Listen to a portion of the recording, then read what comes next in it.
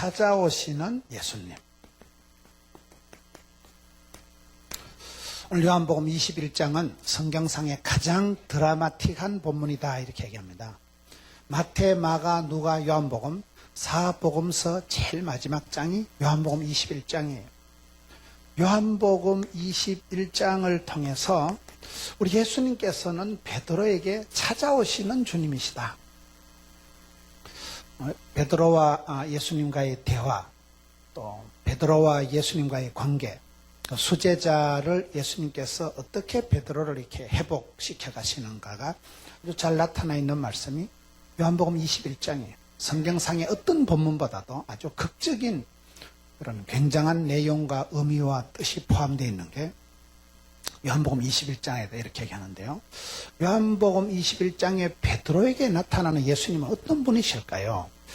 1절 말씀부터 한번 보겠습니다. 그 후에 예수께서 디베랴 호수에서 또 제자들에게 자기를 나타내셨으니 나타내신 일은 이러하니라.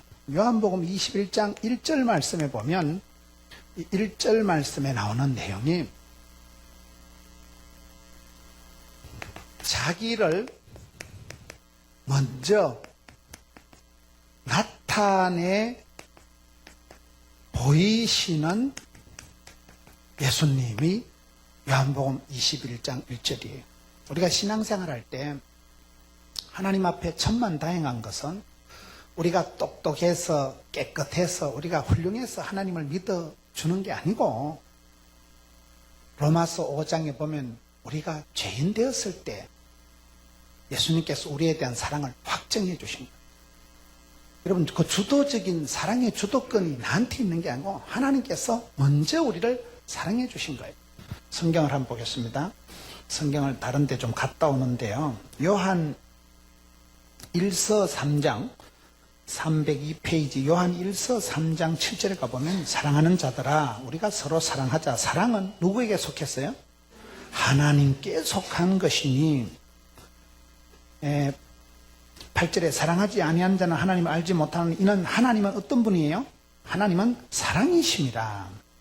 하나님의 사랑이 우리에게 이렇게 나타난 바 되었으니 하나님이 자기의 독생자를 세상에 보내시면 그로 말미암아 우리를 살리려 하심이라.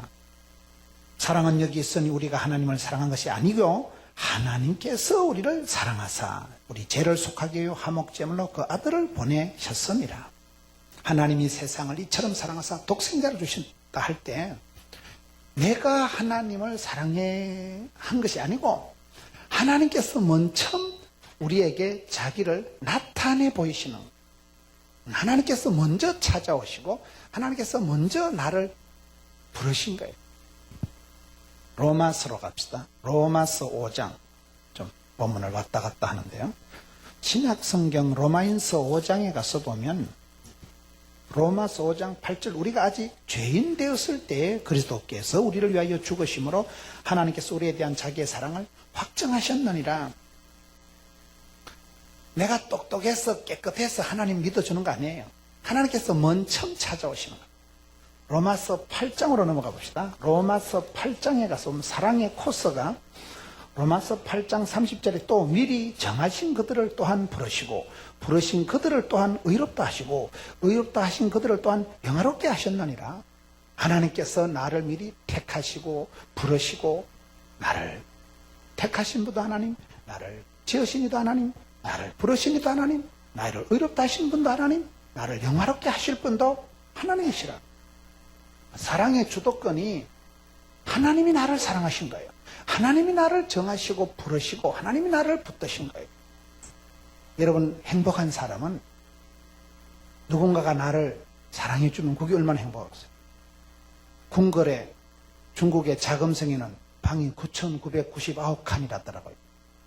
하룻밤에 한 방씩 자빠져 자도 10년을 돌아가면서 자야 되는 거예요. 그 궁궐의 자금성의 무소리가 나인이 얼마나 많고 그 많은 궁녀들 중에 임금이 황제가 지나가다 어머 너무 이쁘다 찌뽕하면 마마가 되고 척척무흐는 궁녀 출신이에요. 황제가 지명해서 너는 내 것이다. 황제가 지명해서 사랑한다 하면 팔자로 고치는 거예요. 성은이 망극하나이다. 성총을 입으면 무소리가 아니라 왕비가 되는 거예요. 애를 놓으면 세자가 되는 거예요. 왕자가 되는 거예요. 여러분, 그와 같이 하나님께서 사랑받을 자격이, 자질이, 조건이 없는 인생을 미리 정하시고, 미리 정하신 자를 부르시고, 부르신 자를 반짝반짝하게, 샤방하게, 엣지 있게, 영화롭게 하실 분이 우리 하나님이시라는 거예요. 사랑의 주도권이 내게 있는 게 아니에요. 오늘 성경에 보면 예수님께서 베드로를 찾아오는데 먼저 미리 자기를 나타내 보이신다. 왜 나타내 보이실까요? 말귀를 못 알아들어요. 잘 못 알아보니까 미리 보여주시는 거예요. 여러분, 아빠가 어린 아가야하고 숨바꼭질 할 때 한번 생각해 보세요. 아빠가 숨바꼭질 할 때, 애기야, 아빠 찾아봐라 이래가지고 엘리베이터 타고 5층까지 올라가서 숨는 아빠가 있겠어요? 아빠가 어린 애기하고 숨바꼭질하면 절반 다 보여줍니다. 한쪽 다리 다 기둥밖에 보여주고, 아가야, 아빠 잡아봐라 해가지고 자기를 절반 다 보여주고, 그럼 애기가 아장아장 와서 탁 잡으면 아이씨 잡혔대. 왜요? 애기한테 잡혀주고 덜켜주고 보여주는, 사랑하는 애기는 애기랑 재밌게 하고 싶은, 애기를 기쁘게 하고 싶은, 그게 젊은 아빠의 마음이듯이 우리 하나님께서 우리를 사랑하실 때 우리가 하는 꼬라지를 봐가면서, 성적표를 봐가면서, 우리가 하는 조건을, 반응을 봐가면서 성적대로 1등만 기억하는 더러운 세상이 아니고, 우리 주님은 먼저 무조건 일방적으로 자기를 들켜주시고 보여주시고 나타내 보여주신다. 제자들이 실패하고 제자들이 도망가고 없을 때 예수님께서 먼저 주도적으로, 우선적으로 자기를 나타내 보여주시는, 이게 얼마나 감사한지 모릅니다. 저와 여러분이 똑똑해서 깨끗해서 하나님 믿어주는 거 아닙니다. 그가 먼저 우리를 사랑하신 거예요. 그가 먼저 우리를 찌뽕하신 거예요. 너는 내 것이다. 내 사랑하는 아들아. 너는 내 딸이다. 하나님께서 먼저 지명하시고 부르시고 인쳐주셨기 때문에 그거의 구원이고, 그게 하나님의 은혜와 긍휼이 커도서요. 우리에게 향하신 여호와의 인자하심, 우리에게 향하신 여호와의 긍휼하심, 크고 크도다 크시도다, 이렇게 킥킥킥 돌아가는 거예요. 하나님이 우리를 불쌍히 여기시고 죄인 되었을 때, 경건치 않을 때 먼저 찌뽕 사랑 지명해 주신, 그게 사랑의 시작인 거예요. 예수님께서 당신을, 자기를 먼저 제자들에게 나타내 보여주셨다는 거예요. 못 알아보니까, 말귀를 못 알아들으니까. 그게 여기에 찾아오시는 예수님의 첫 번째 모습이에요. 두 번째, 21장 2절을 봅시다. 21장 요한복음 21장 2절에 보면, 시몬 베드로와 디두모라 하는 도마와 갈릴리 가나 사람 나다나엘과 세베대의 아들들과 또 다른 제자 둘이 함께 있더니, 두 번째 어떻게 찾아오시느냐? 요한복음 21장 2절 말씀에 보면, 따라합시다. 실패의 현장으로 찾아오시는 예수님. 실패의 현장으로 찾아오신다. 지금 여기 보면요, 사람들 이름 순서를 보세요. 베드로가 1번 나오고 도마가 2번 나오고. 왜 그런 줄 아세요? 날라리 순서대로 지금 나오는 거예요. 허물 많은 제자 베드로, 의심 많은 제자 도마, 이렇게 나옵니다. 이게 아주 재밌는 얘기예요. 예수님께서 우리를 찾아오실 때 누구를 사랑하실까요? 시편 51편에 보면 하나님께서 구하시는 제사는 상한 심령이에요. 우리가 쓰러지고 깨어지고 실패했을 때, 그때 예수님께서 그 현장으로 우리에게 오시는 거예요. 여기 지금 왕또라이 베드로, 세컨드 또라이 도마, 골통 순서대로 좀 찾아오신다는 사실. 그래서 우리가 신앙생활 할 때 하나님 앞에 늘 감사 다행한 것은, 로마서 5장에 가서 보세요. 로마서 5장에 가서 보면 교리적으로 우리가 실패하고 엎어지고 자빠지고 엉벙덤벙 할지라도 예수님께서 누구를 사랑하시는가, 어떤 사람에게 은혜를 베푸시는가 하면, 로마서 5장 말씀을 좀 몇 군데 보겠습니다. 로마서 5장 8절에 우리가 아직 죄인 되었을 때 사랑했지요. 그 다음에 20절에 보세요. 로마서 5장 20절에 율법이 들어온 것은 범죄를 다하게 하려 함이라. 그러나 죄가 더한 곳에 뭐가 돼요? 은혜가 더욱 넘치나니. 우리가 범죄하고 실패하고 끝장나는 게 아니고 죄가 더한 곳에 하나님의 은혜가 넘치는 거예요. 문제가 시험이 있는 곳에 주님의 위로가 넘치는 거예요. 답답하다는 건 답이 2개 있을 때 답답한 거예요. 깝깝한 것은 갑옷을 2개 입을 때 갑갑하다 이러는 거예요. 문제 속에 답이 있는 거예요. 큰 시험이, 큰 고통이 오면 큰 위로가, 축복이 오더라고요. 죄악이 더한 곳에 은혜가 넘치는 법이에요. 그래서 우리가 살아갈 때 환경이, 조건이, 배경이 힘들 때 떨거나 쫄거나 기권하거나 자살하지 말고 죄악이 더한 곳에 은혜가 넘친다. 문제 속에 답답할 때 답이 2개다. 그게 믿음의 자세예요. 떨거나 쫄지 말고 감당치 못할 시험은 하나님이 안 주시기 때문에 여러분이 실패한 현장에 허물 많은 제자 베드로, 의심 많은 제자 도마 순서로 실패 현장으로 지금 낙심천만해가지고 실패해가지고 지금 제자 구실을 못하고 극도로 다운되어 있는 그 자리로 예수님께서 실패 현장으로 찾아오신다는 사실. 저는 선교 현장이라는 단어를 제일 좋아하거든요. 저는 하나님의 은혜로 의과대학, 간호대학생들하고 같이 지내면서 10년 가까이 해외 단기 선교를 많이 다녔어요. 선교 현장에 가보면 거기 계신 하나님, 살아계신 하나님, 거기 가서 제3의 하나님을 만나더라고요. 기대 밖에, 상상 밖에. 여러분 가보면 거기 먼저 와 계시고 거기서 살아 역사하신 하나님을 만날 때 얼마나 놀라고 충격을 받고. 현장이라는 것은 펄떡거리는 물고기가 있고 영적인 야전에, 영적인 최전선에 가면 마귀와의 접전이 벌어지기 때문에 선교 현장에 가면 정신이 번쩍 드는 거예요. 어떻게 살아야 될 것인가. 여러분 우리가 전도하러 나갈 때 기도 안 하고 나가면 봉변당합니다.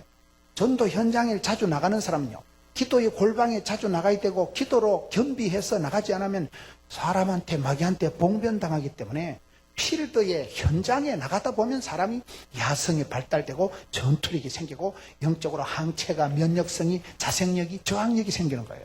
그래서 우리가 현장을 좋아해요. 기도의 골방, 전도의 현장. 현장이 있어요. 현장이 있어요. 내가 공부를 하고 성경 공부를 하는 그 소그룹 현장에서, 거기서 다이나믹한, 거기서 역동적인 파워풀한 변화가, 기적이 나타나기 때문에 우리 예수님께서는 1등한 사람만 찾아오시는 게 아니고 천당에서 다리 꼭 앉으셔가지고 야 IQ 150 이하로는 올라오지 마라, 시끄럽다, 34, 24, 34만 오지, 뚱뚱한 것도 오지 마라, 천당 꺼질라, 그래 안 하신다니까요. 실패하고 엎어지고 자빠지고 그런 허물 많은 제자 베드로, 의심쟁이 제자 도마에게 순서대로 나타나신다. 순서대로. 그리고 우리가 얼마나 천만다행한지. 여러분 우리가 실패해도 은혜 보좌 앞에 담대히 나가야 되는 건 왜 그래요? 내 부족과 허물과 실패보다도 하나님의 능력이, 하나님의 긍휼이, 하나님의 인자심이 크고 크도다, 크시도다. 이게 성경 말씀이에요. 저와 여러분이 실패한 것보다 하나님 용서가 훨 크십니다. 저와 여러분이 잘난 것보다 하나님의 여러분 위대하심이 탁월하고 위대하시고 전능하시기 때문에 우리가 주님의 그 긍휼하심, 은혜 베푸심, 용서하심 속에 우리가 확 파묻혀버리는, 실패해도 우리의 실패보다 하나님의 사랑이 더 크다는 거예요. 우리가 부족해도 하나님의 풍성하신 은혜가 더 많다는 거예요. 그래서 실패의 현장으로 여러분 아주 실패한 순서대로 큰 문제가 있을수록 죄악이 더한 곳에 은혜가 넘치게 하시고 상한 갈대를 꺾지 않게 하시고 꺼져가는 심지를 끄지 않는 하나님, 과와 가부의 하나님, 약한 자의 하나님, 내가 약할 때 그리스도의 능력이 크게 나타나기 때문에 우리가 실패해도 실패한 데 머물러 있는 게 교만한 거예요. 은혜 보좌 앞에 담대히 나가면, 담대하다는 건 창피해도 나가고 아파도 나가고 쪽팔려도 나가고 부끄러워도 나가고 가난해도 나가고, 나아가면 거기 계신 하나님, 앞서 행하신 하나님, 찾는 자에게 상 주신 하나님을 만나게 되는 거예요. 우리 주님께서 어떻게 제자들에게 좀 나타나시는가, 이게 한 절 한 절 보면 나오는 거예요. 많은 사람들은 실패하면, 실패한 것보다 더 무서운 건 패배감, 열등감, 죄책감, 쪼다감, 등신감에 빠져버려. 난 아무래도 안 되겠다. 난 아무래도 의지가 박약하고, 난 아무래도 죄 짓는데 은사를 받았고, 난 아무래도 예수님들 팔자가 아니고, 그게 나쁜 거예요. 그게 하나님을 의심하고 하나님을 안 믿는 거예요. 하나님은 나를 변화시키시고 찾아오셔서 챙기셔서 두드리시고 나를 만나주시려고 애를 쓰시는 분인데, 여기 보세요. 먼 처음 자기를 나타내 보이신다니까요. 하도 말귀를 못 알아들으니까 3년을 옆구리 깨차고 댕기면서 제자훈련해도 띵 해가지고 헷갈리니까 또 자기를 나타내 보여서 왔단게 해가지고 보여주는데도 못 알아보니까 그 다음에는 또라이 순서대로 또 찾아오시는 거예요. 왕또라이, 세컨더 또라이 순서대로 지금 허물 많은 제자가 수제자로 쓰임받는 거예요. 의심 많은 제자 도마가 확신을 가지고 요한복음 20장에 보면 나의 하나님, 나의 주님, 주님을 구체적으로 개인적으로 인격적으로 나의 하나님께서 나의 주님이 되신다고 고백한 사람은 도마밖에 없어요. 칼도마처럼 토막토막 의심이 많았거든. 의심이 변해서 확신이 되는 거예요. 질문이 변해서 응답이 되는 거예요. 병이 변해서 치유가 되는 거예요. 문제거리가 변해서 간증거리가 되는 거예요. 예수님을 만날 때 이런 우리가 똑똑해서 잘나서가 아니라 예수님께서 먼저 자기를 나타내서 보여주신다니까요. 아주 우리를 향해서 예수님께서 쇼를 하시는 거예요. 우리를 보여주시는 거예요. 들켜주시는 거예요. 그런데 천만다행한 것은 머리 좋은 사람, 인물 좋은 사람한테만 나타나신 게 아니고 실패하고 엎어지고 자빠지고 어찌할 수 없는 그런 실패의 현장 한복판으로 예수님께서 자기를 나타내 보이시고 찾아오신다.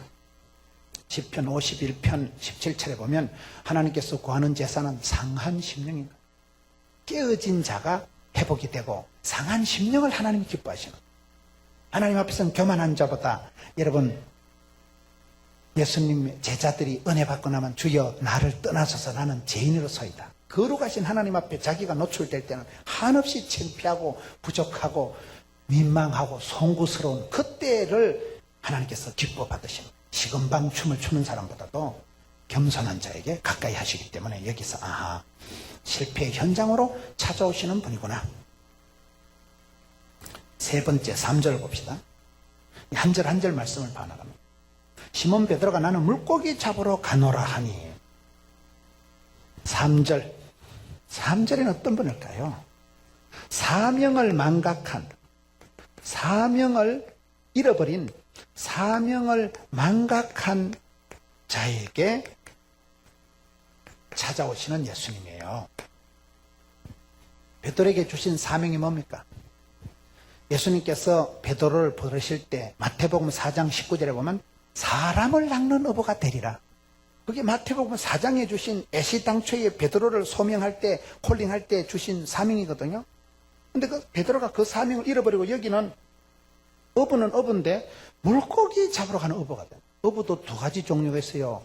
물고기 잡아가지고 매운탕 끓여 먹는 어부가 있고, 예수님이 부르신 어부는 사람을 낚는 어부가 되리라고 애시당초에 사명을, 미션을 주셨는데 이 사명을 우리가 자꾸 깜빡깜빡 잊어버리는 거예요.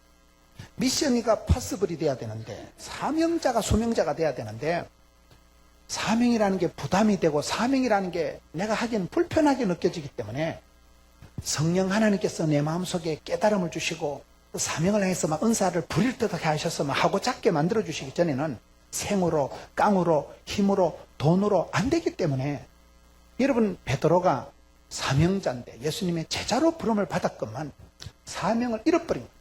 사명을 지금 망각하고 내는 물고기 잡으러 간대.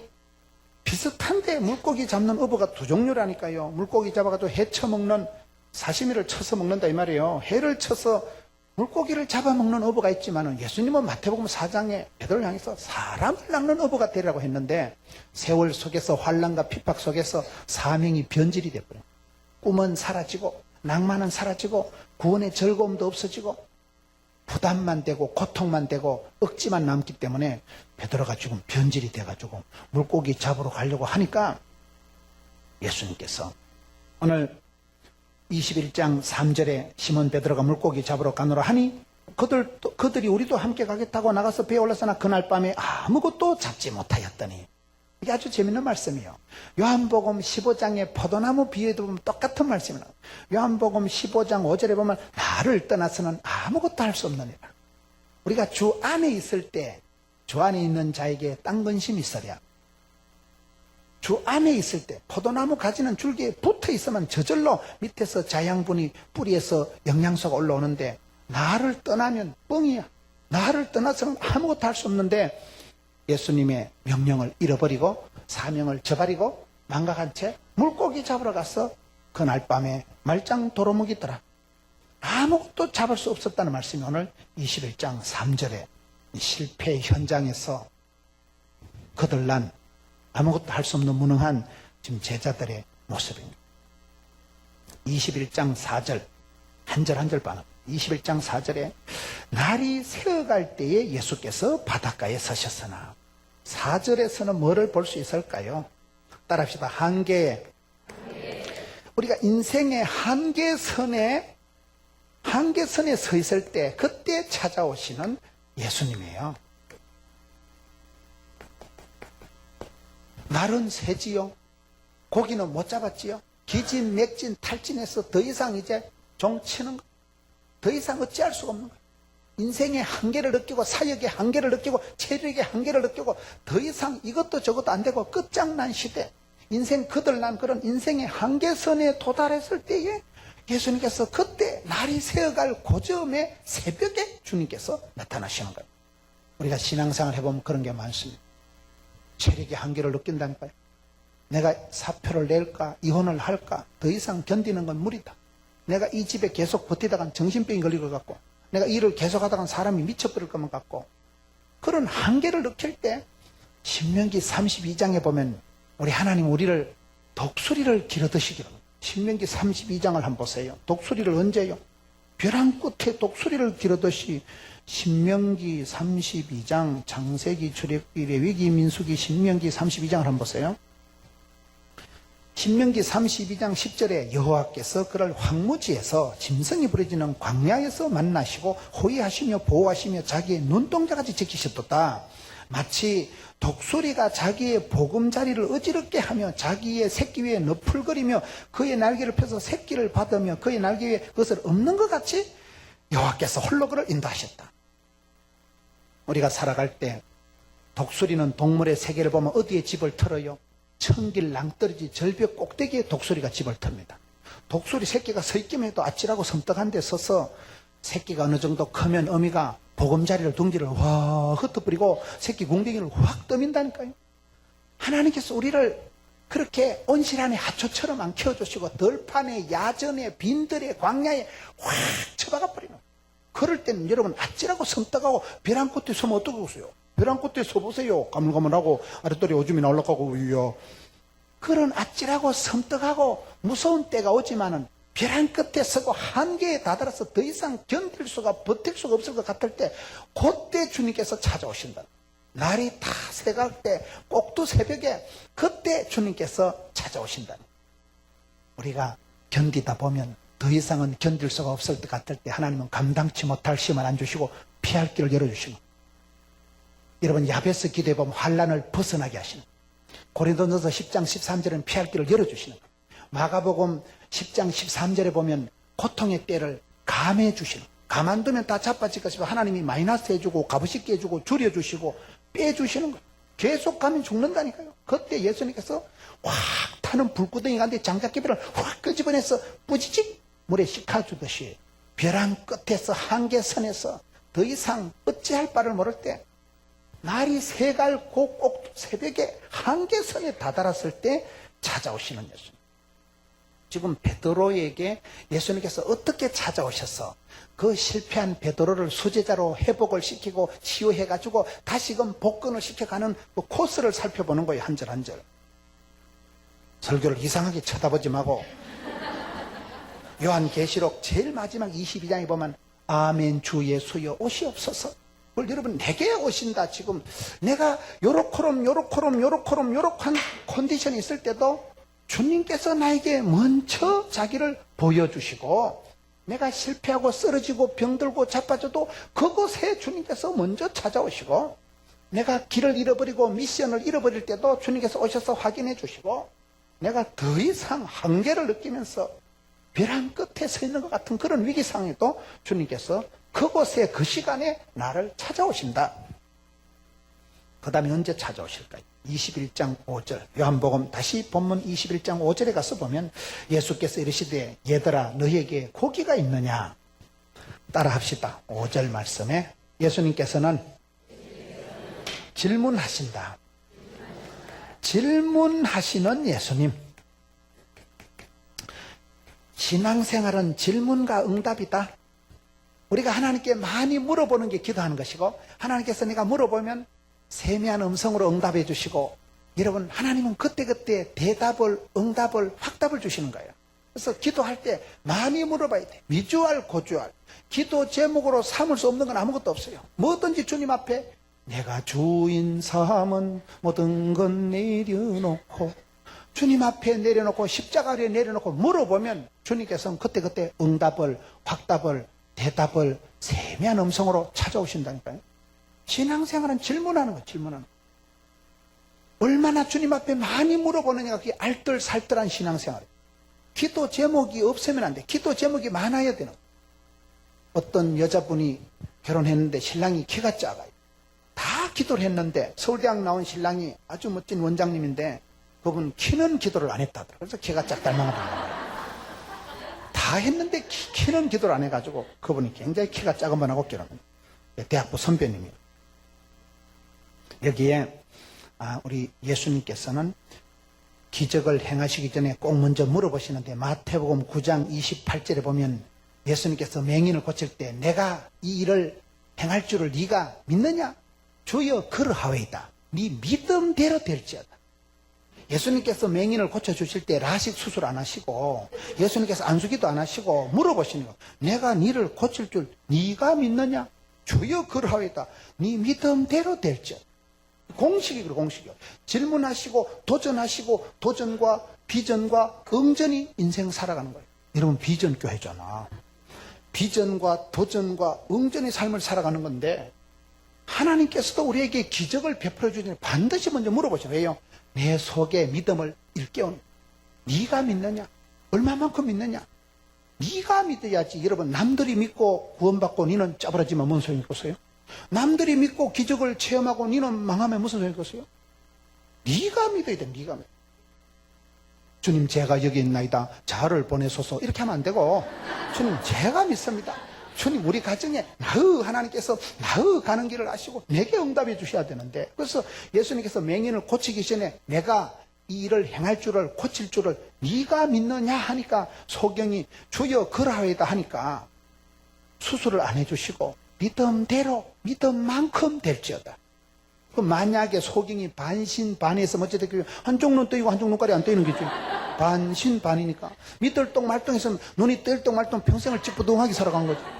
믿음대로 꿈꾼 대로 심은 대로 말한 대로 행한 대로, 대로의 법칙이라고 있어요. 믿음대로 되라고. 믿음대로. 그래서 예수님께서는 기적을 행하실 때 먼저 그 사람의 믿음을 일깨워줘요. 자는 자야 일어나라. 내가 이 일을 행할 줄 네가 믿느냐? 오늘 성경 말씀에 찾아오시는데 질문을 던져주시면서 우리의 잠자는 믿음을 일으키는 거예요. 내가 믿게 만들고 내 믿음이 새로워지게 만들고 내 믿음이 담대해지게 만드는 거예요. 질문으로 찾아오시는 예수님이시다. 우리 하나님께서 시청각 교제를 통해서 때로는 텔레비전의 뉴스를 보던, 때로는 다른 분의 메시지를 들을 때 믿음은 들음으로 들음은 말씀으로 말씀을 듣다 보면 깨달음이 오는, 말씀을 들을 때 성령의 음성이 들려요. 때로는 세미한 목소리가 들려요. 부드러운 소리 같은데 어떤 뉴스와 사건과 어떤 일들을 통해서 우리가 굉장한 도전과 비전과 응전을 이루어야 되는 거예요. 하나님께서 그런 9시 뉴스를 통해서라도 내게 메시지를 주십니다. 하나님 그 사람에게 축복을 주시기 전에 반드시 말씀을 먼저 주십니다. 말씀 한 구절, 설교 한 편, 특강 한 시간, 찬양 한 곡을 잘 들으면 정신병원에 10달 댕기보다 낫다니까요. 내가 말씀을 붙잡으면 말씀이 나를 질질 끌고 가는, 말씀이 치료하는 광신을 바라고 말씀이 살아 운동력이 있기 때문에, 그러기 때문에 사람이 떡으로만 살 것이 아니요 하나님 입으로 나도 모든 말씀으로 살아. 주의 말씀이 내 발의 등이요 빛이요. 내가 한 걸음 내달 때마다 등을 요따만큼 비춰줄 때 한 걸음 한 걸음 은혜 받고 나가고 은혜 받고 나가고 나가는 거예요. 오다가 떨어져야 축복이 오는 거예요. 명령이 떨어져야 하나님이 성취하시는 거예요. 그래서 우리가 신앙생활 할 때 질문을 잘해야 돼요. 질문. 공부를 잘하는 애들은 잘 물어봅니다. 어린 애기들을 키워보면요, 엄마 치마 늘어지고 자꾸 물어보는 애가 머리가 좋은 애예요. 근데 머리가 띵한 애들은 물어보는 걸 못하는 거예요. 먹고 싸고 치워버리는 거예요. 어린 애기들을 키워보면요, 유달리 엄마를 괴롭히는 애들이 있어요. 전화를 하고 있는데 옆에 와서 엄마 이거 뭔데 가르쳐주면 또 물어보는 거예요. 최근에 어떤 글을 보니까 그런 게 나오더라고요. 국민일보인가 그거 보니까 재밌는 예화가 나오더라고요. 아버지가 아들 앞에 가서 창가에 이렇게 까마귀가 앉아있는데 얘야 저게 뭐냐 이러니까 까마귀요. 두 번째 저게 뭐냐면 까마귀라니까요. 세 번째 저거요. 까마귀라니까 진짜 말귀도 못 알아듣고. 그러니까 아버지가 이 아기가 어릴 때 쫓겨난 아기 때 일기장을 갖고 와가지고 니 한번 읽어봐라. 지가 쫓겨날 때 아버지한테 23번을 물어봤다는 거야. 아빠 저거 뭐냐? 까마귀란다. 아빠 저거 뭐냐? 까마귀라는 새란다. 아빠 저거 뭐냐? 까마귀란다. 야 이 새끼야 네가 어릴 때 내가 23번 가르쳐줬는데 내가 3번 물었다고 지랄을 하냐? 그런 유명한 예화가 있더라고요. 실화인지 예화인지 그게 신문에 나왔더라고요. 아빠는 아들이 1000번을 물어봐도 귀여운 거예요. 다음에 우리 아가가 드디어 말문이 열려가지고 아빠 지금 뭐야? 아빠는 23번을 대답할 때 너무 귀여운 거. 애기가 드디어 말문이 돼가지고 아빠 저거 뭐야? 까마귀란다. 아빠 저거 까마귀. 그런데 이 새끼는 3번 물으니까 짜증을 내고 아빠 지금 정신이 없네. 그래. 그게 아버지와 아들의 차이라는 거예요. 사랑하는 아빠는 애기가 100번을 물어봐도 귀엽고 대가리가 나쁜 놈은 질문을 못한다니까요. 신앙생활은 하나님께 많은 것을 문제를 문제 삼지 말고 기도 제목으로 삼는 거예요. 문제가 있을 때 문제를 주님 앞에 가져와서 주님 앞에 부탁하고 주님 앞에 의지하고 주님 앞에 신뢰하고 주님 앞에 맡기는 거예요. 이게 내가 주님 앞에 질문하는 게 기도고 주님께서도 기적을 행하시기 전에 먼저 물어보시는 거예요. 내가 이 일을 행할 줄을 네가 믿느냐? 여기도 좀 물어보시는 거예요. 너희들에게 고기가 있냐? 없는 걸 알지만은 물어보면서 하나님을 떠났을 때 얼마나 우리가 아무것도 할 수 없는가를 확인시켜 주시는 거예요. 질문하시는 예수님이시다. 6절 말씀.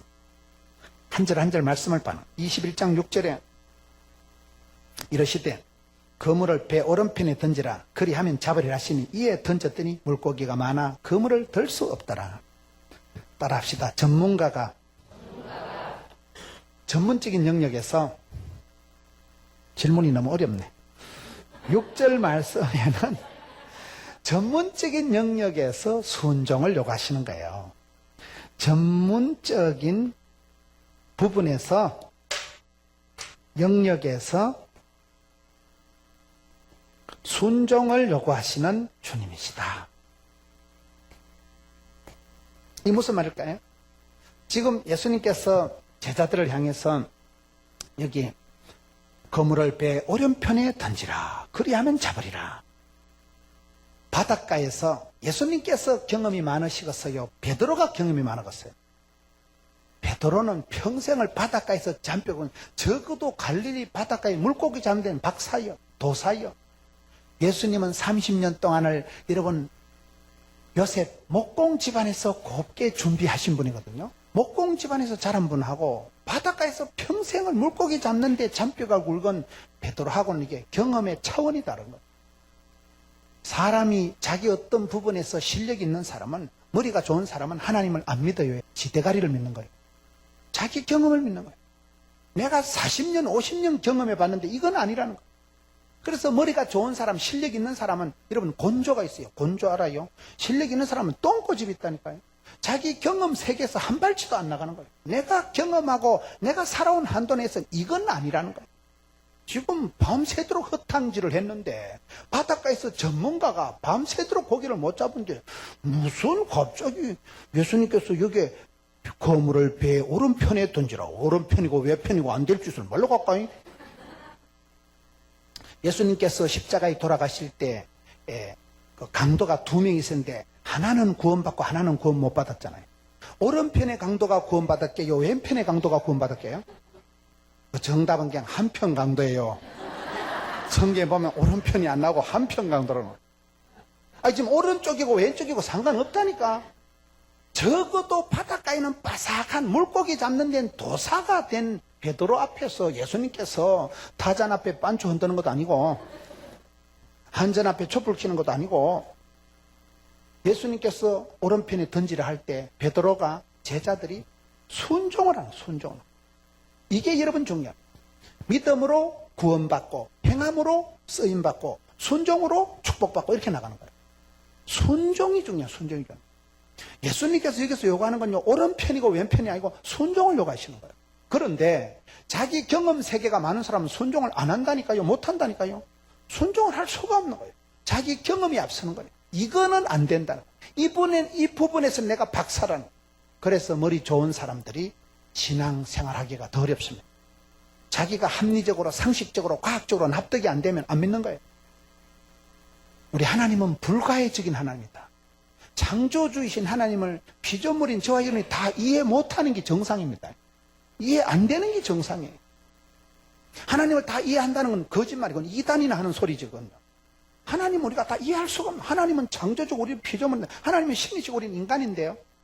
그래서 여기에 예수님께서 제자들에게 오른편에 가서 거물을 내리라 할 때 순종을 하기 때문에 순종을 요구하십니다. 여러분, 순종하는 자를 하나님 쓰십니다. 순종이 그렇게 중요해요. 순종. 잡종보다 순종이 중요하다 그런 말이 있어요. 전문적인 분야, 내가 가장 자신하는 부분에서 하나님 앞에 무릎 꿇어야 되는 거예요. 내가 가장 확실한, 내가 어떤 분야보다도 빠삭한 분야에서 주님 앞에 무릎 꿇는 게 믿음이에요. 그게 순종이에요. 예수님께서 지금 베드로에게, 제자들에게 내 경험과 내 지식과 내 고집을 내려놓고 지금 순종을 요구하시는구나. 21장 7절. 예수께서 사랑하시는 그 제자가 베드로에게 이르시되 주님이시라 하니 7절 말씀을 봅시다. 요한복음 21장 7절 말씀. 변화시키시는 예수님.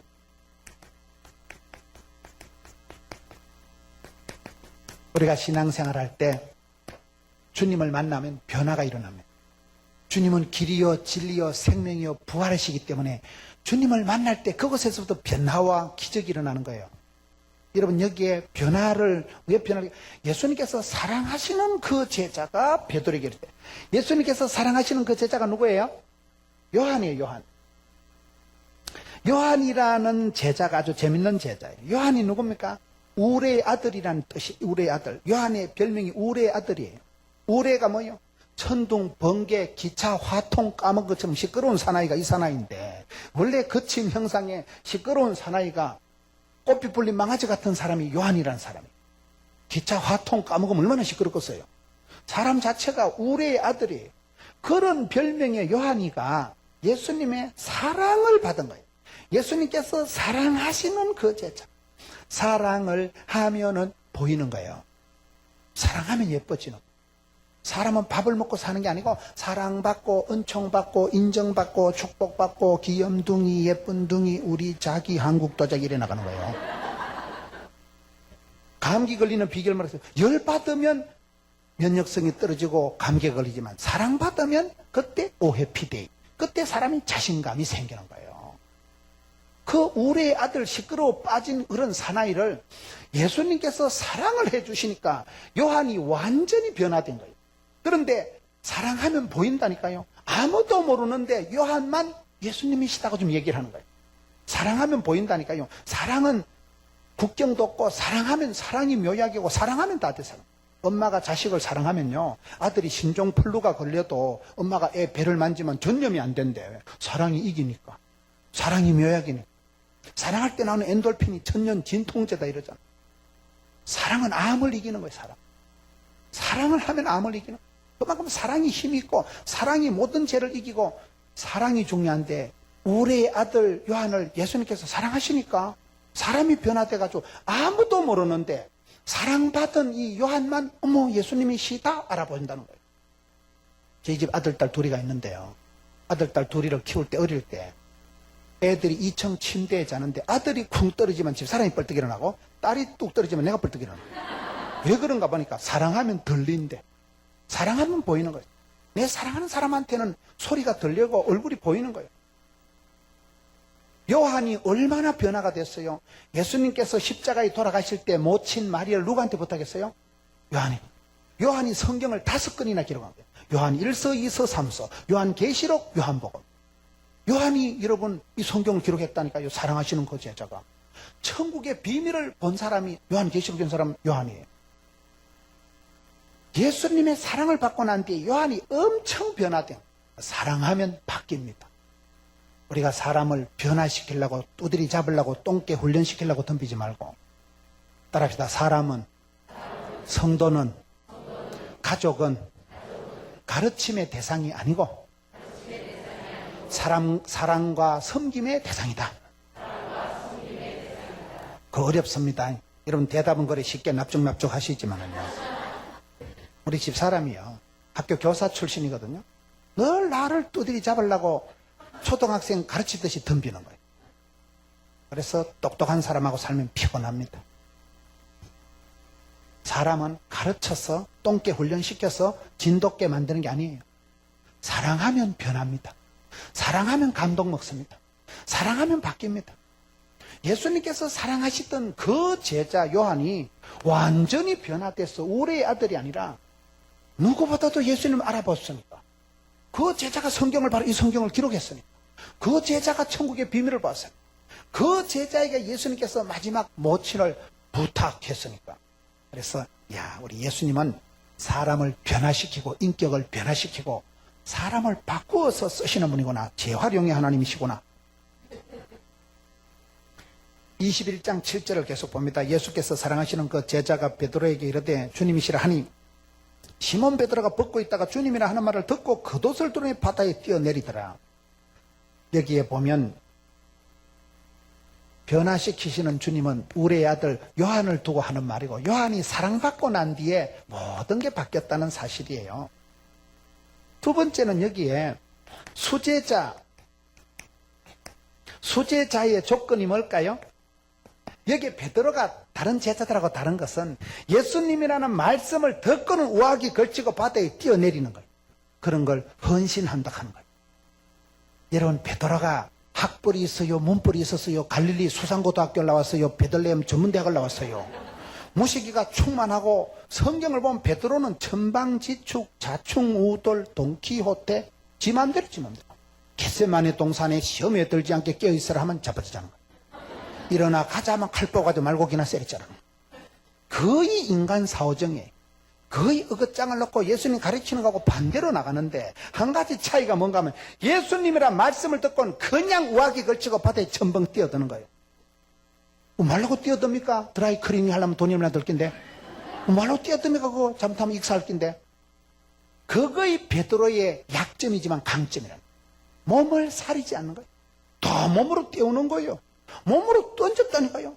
주님이라는 말씀도 몸으로 던지는 걸 헌신한다 이 말이에요. 우리 주님은 그런 사람을 수제자로 쓰십니다. 주님 앞에 나를 드리는 거예요. 내 몸을 거룩한 산재물로 드리는 거예요. 더 몸으로 때우는 거예요. 공부도 몸으로 때우는 거고 효도도 몸으로 때우는 거고 설거지도 몸으로 때우는 거고 예배도 이 몸으로 앉아있는 게 잘하는 거예요. 박사학위는 머리로 쓰는 게 아니고 힙으로 쓴다고 진덕학위 궁뎅이 붙이고 앉아있어야 공부가 되지. 들락날락 칠락팔락 하면 공부가 안 되는 거예요. 이렇게 자리를 빛내주시는 게 훌륭한 거예요. 비 온다고 자빠져 자고 피곤하다고 자빠져 자고 그러면 안 되지. 자리를 지키는 게 그게 훌륭한 거예요. 자리를 지키는 게 그게 훌륭한 거예요. 베드로가 왜 수제자가 됐어요? 학벌이 문벌이 있어서 아니라니까요. 그 순간에 예수님 말씀 듣고 바다에 몸을 던진 사나이, 이 사나이밖에 없는 거예요. 몸을 던지니까, 몸을 헌신하니까 그런 사람을 따듬어서 재활용해서 쓰시는 분이 우리 주님이십니다.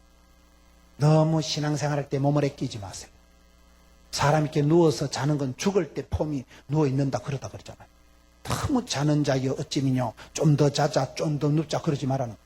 몸을 아끼지 말고 영으로 육을 다스리고 우리의 육을 죄의 병기로 쓰지 말고 의의 병기로 써먹어야지. 은사를 부릴 듯하게 해야지. 은혜를 헛되이 받지 말아야지.